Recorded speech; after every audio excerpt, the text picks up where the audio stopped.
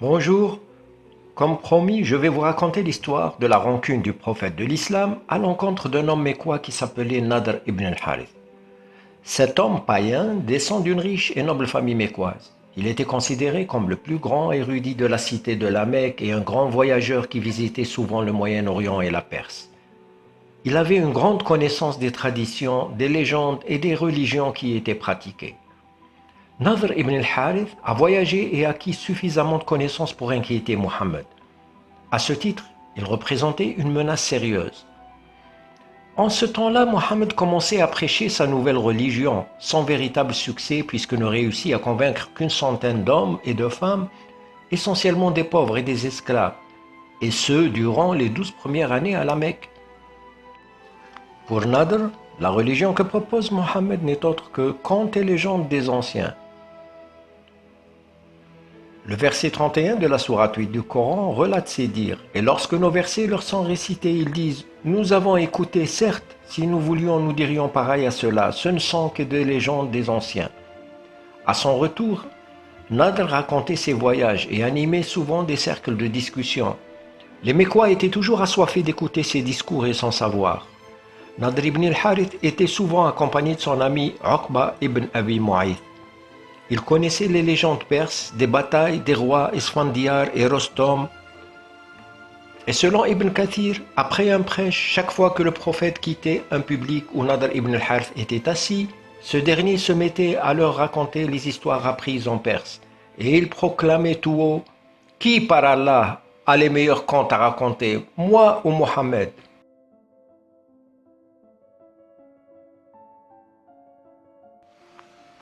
Voyant que Mohammed ne cessait de se déclarer prédicateur d'une religion monothéiste, les Mécois ont décidé de consulter donc les Juifs de Médine pour leur demander conseil. Ils envoyèrent Nadr ibn al-Harith et son ami Uqba ibn Abi Mu'ayth à Médine. Les rabbins de Médine leur avaient conseillé de lui poser 3 questions et le juger d'après ses réponses. La première question concerne les jeunes gens de la caverne. La seconde concerne Dhul Qarnayn, l'homme aux 2 cornes, un homme doté d'un pouvoir divin qui voyageait d'Orient en Occident. Et la troisième question était « Qu'est-ce que l'âme ?» Quand ils revinrent à la Mecque, ils convièrent Mohammed à une assemblée publique et Nadr ibn al-Harith lui posa les 3 questions. Mohammed, n'ayant pas de réponse immédiate, a promis publiquement qu'il répondrait le lendemain. Le lendemain, Mohammed n'était pas au rendez-vous, ni le surlendemain, ni le 3e jour. Les gens de la Mecque commençaient à se moquer en disant « Son diable ne l'a pas visité ». Ainsi, Mohammed ne se présenta au public que le 15e jour. « Où étais-tu, Mohammed? Tu nous avais promis de nous répondre le lendemain. » Et Mohammed répondit « Allah m'a puni. Parce qu'en vous disant « je vous répondrai demain », je n'avais pas dit « Inch'Allah, si Allah le veut ». Et ne dis jamais à propos d'une chose « je la ferai sûrement demain », sans ajouter « si Allah le veut », et invoque ton Seigneur quand tu oublies. Donc pour justifier son retard, il a récité le verset que vous venez d'entendre, mais il ne savait pas que, en se justifiant lui-même, il a donné l'image d'un Dieu susceptible, irritable, voire rancunier, qu'il a puni juste parce qu'il n'a pas dit « Inch'Allah ». Après s'être justifié donc du retard, on lui demanda de répondre aux 3 questions. C'est ainsi qu'il va le faire en récitant une grande partie de la sourate 18, la caverne, sauf que ses réponses n'ont pas convaincu les Mécois. Et c'est ce qui l'a marqué pour toujours.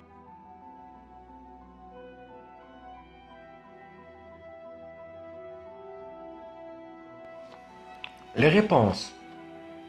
Au sujet de la question « Qu'est-ce que l'âme ?» Il leur récita le verset suivant.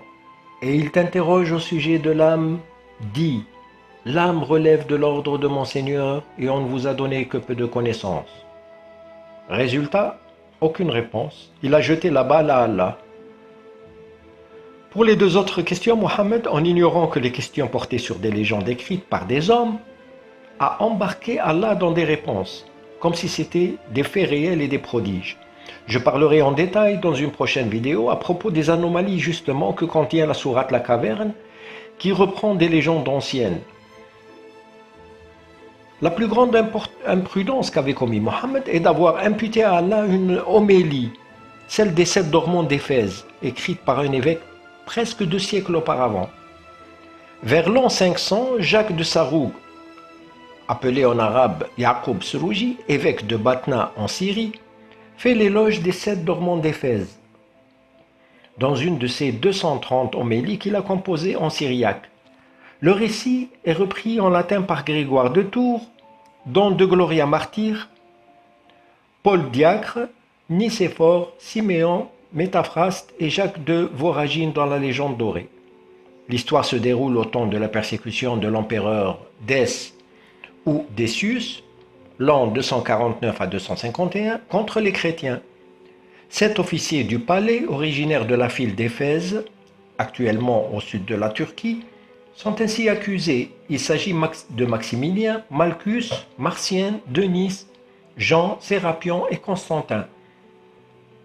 Alors que l'empereur est en voyage, ces 7 chrétiens distribuent leurs biens aux pauvres et se réfugient dans la montagne voisine, dans une caverne. L'empereur, à son retour, fait rechercher les 7 chrétiens. Ceux-ci, prenant leur repas du soir, tombent mystérieusement endormis. C'est dans cet état qu'ils ont été découverts, et Decius les fait alors emmurer dans leur cachette. Ils y demeurèrent 372 années, et c'est en 418 qu'un maçon ouvre par hasard la grotte où sont enfermés les 7 dormants, et ceux-ci se réveillent, inconscients de leur long sommeil. Aussitôt, l'empereur de l'époque Théodose II accourt et voit dans le miracle une preuve contre ceux qui nient la résurrection des morts. Ému par les tourments de Théodose, le Seigneur s'arrangea pour qu'on rouvrît la grotte où dormaient les 7 jeunes gens, attestant ainsi de la véracité de la résurrection. L'empereur Théodose, passant par Éphèse, a pu attester de la réalité de ce miracle. Mohammed, croyant que c'était une histoire réelle et non une légende chrétienne, commença sa réponse comme si c'était l'œuvre d'Allah en récitant les versets de la sourate connue par La Caverne, comme si Allah lui avait répondu par les versets suivants. « Penses-tu que les gens de la caverne et d'Ar-Raqim ont constitué une chose extraordinaire d'entre nos prodiges? Nous allons te raconter leur récit en toute vérité. Ce sont des jeunes gens qui croyaient en leur Seigneur et nous leur avons accordé les plus grands moyens de se diriger dans la bonne voie. » Mais en fait, le récit ne donne aucune information utile. Ni l'époque de leur fuite vers la caverne, ni leur nom, ni leur métier, ni le lieu de la caverne, ni le nom de la cité, ni le nom de l'empereur qui les avait persécutés, ni le nom de l'empereur chrétien qui a visité la grotte après leur réveil, ni même leur nombre exact. Pour maintenir le doute et noyer la réponse, Mohammed va donner plusieurs alternatives en récitant le verset suivant. Ils diront ils étaient 3 et le 4e était leur chien. Et ils diront, en conjecturant sur leur mystère, qu'ils étaient 5 et le 6e était leur chien. Et ils diront 7, le 8e était leur chien. Dis, mon Seigneur connaît mieux leur nombre, il n'en est que peu qui le savent. Ah bon? Oui, mais pourquoi le nombre serait-il un secret divin? Et puisqu'Allah te dit, il n'en est que peu qui le savent, pourquoi n'es-tu pas parmi ces élus à qui Allah a donné l'information? En plus, il n'est pas vrai que peu le savent, puisque toute la population d'Éphèse les connaissait par leur nom, avant leur disparition. Et plus tard, 3 siècles plus tard, après leur réveil et leur découverte dans la grotte, toute la région en a entendu parler de leur histoire. Donc, ce n'est pas un privilège de connaître leur nombre, ni leur nom. Par ailleurs, en s'appropriant cette légende, l'islam reconnaît le monothéisme de la religion chrétienne, puisque dans les interprétations des exégètes et dans la sourate La Caverne, il parle de ces 7 dormants qui se réveillent plusieurs siècles plus tard et découvrent que la société qui les avait fuis n'existait plus. et elle est remplacée par une société où s'est généralisé le culte rendu à un Dieu unique. Puis il reconnaît la possibilité de la résurrection dans ce bas monde et qu'il a toujours renié au Christ. Et c'était l'une des sagesses de cette homélie de Jacques de Sarouk. Ensuite, nous les avons ressuscités, afin de savoir lequel des deux groupes saurait le mieux calculer la durée exacte de leur séjour. Et c'est ainsi que nous les ressuscitâmes, afin qu'ils s'interrogent entre eux. L'un parmi eux dit : « Combien de temps avez-vous demeuré là ?» Ils dirent : « Nous avons demeuré un jour ou une partie d'un jour. » D'autres dirent : « Votre Seigneur sait mieux combien de temps vous y avez demeuré. » La bataille de Badr. Après 12 ans de prêche à la Mecque et l'échec de Mohammed de rallier à sa cause les Mécois, il s'exila à Médine. Et il fit une alliance avec une bande de brigands des montagnes, qu'on appelle les Sa'aliks, c'est-à-dire les proscrits de leur tribu. Ces Sa'aliks, appelés aussi les loups arabes, étaient dans les montagnes de Tihama. Avec Mohammed, ils ont trouvé leur compte parce qu'il leur a légitimé de poursuivre le vol des caravanes, sous prétexte qu'ils le feraient par la bénédiction d'Allah. Et le butin pris aux mécréants était leur droit le plus légitime. En plus, d'après l'exégète Ibn Kathir, Mohammed leur a promis d'entrer au paradis 500 ans avant même les nobles de Quraysh, même si ces derniers se convertissent. Après plusieurs actes de pillage de la part des musulmans, sur des caravanes marchandes appartenant à la tribu Quraysh de la Mecque, la confrontation devint inévitable. Donc la confrontation entre les deux camps a eu lieu à Badr, et ce furent les troupes musulmanes inférieures en nombre qui vainquirent les troupes Qurayshites. Lors de cette bataille, Mohammed leur a appris de ne pas avoir de pitié pour leurs pères, leurs frères et leurs cousins, tant qu'ils sont des mécréants et tant qu'ils rejettent sa cause. Et pour appuyer leur acte, il leur récita le verset 22 de la sourate, la conversation. Tu n'en trouveras pas parmi les gens qui croient en Allah et au jour dernier, qui prennent pour amis ceux qui s'opposent à Allah et à son messager, fussent-ils leurs pères, leurs fils, leurs frères ou les gens de leur tribu.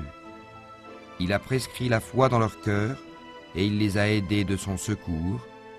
Il les fera entrer dans des jardins sous lesquels coulent les ruisseaux, où ils demeureront éternellement. Toujours d'après les interprétations de l'exégète Ibn Kathir, pendant cette bataille de Badr, il y a eu le premier patricide de l'islam, c'est-à-dire que le compagnon de Mohammed, qui s'appelait Abu Ubaïda ibn Jarrah, dans la bataille a tué son père. Abu Ubaïda ibn Jarrah a été récompensé par Mohammed. Comment a-t-il été récompensé? Abu Ubaïda a été cité parmi les 10 compagnons auxquels Mohammed a annoncé la bonne nouvelle d'être élu au paradis. Pendant cette bataille aussi, nous avons eu le premier fratricide, c'est-à-dire le compagnon Mus'ab ibn Umayr, le compagnon de Mohammed, tua son frère Ubayd ibn Umayr, ainsi que plusieurs autres qui tuèrent leurs cousins et d'autres membres de leur famille.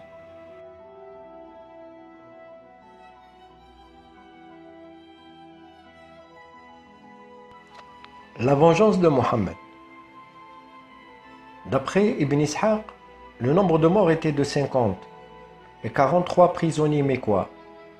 Parmi les prisonniers capturés, il y avait un certain Nadr ibn al-Harith qui était capturé par al-Miqdad ibn Amr, qui espérait en tirer une belle rançon en échange de sa libération. C'est alors que Mohammed s'interposa et refusa de le libérer parce qu'il démentait les paroles d'Allah en disant « ce ne sont que des légendes d'anciens ».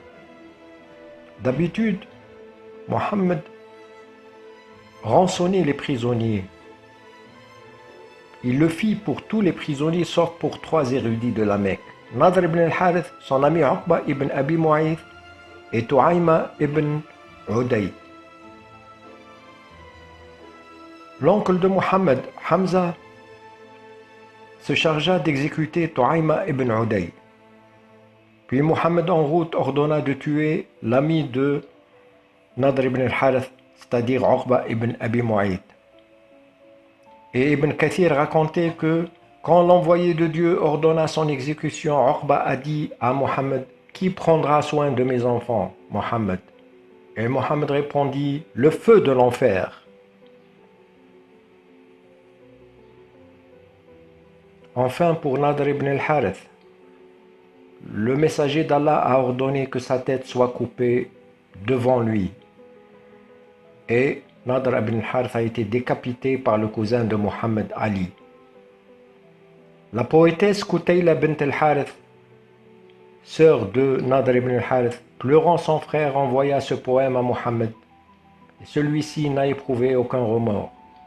Ô Mohammed, issu de parents nobles, ta bonté n'aurait causé aucun mal, et bien qu'irrité, le généreux pardonne. Si tu avais voulu une rançon, nous t'aurions envoyé des dons précieux les plus rares qu'on put trouver ici. Parmi ceux que tu as vus dans l'erreur, An-Nadr était ton parent le plus proche, digne d'être affranchi de l'esclavage. À bientôt.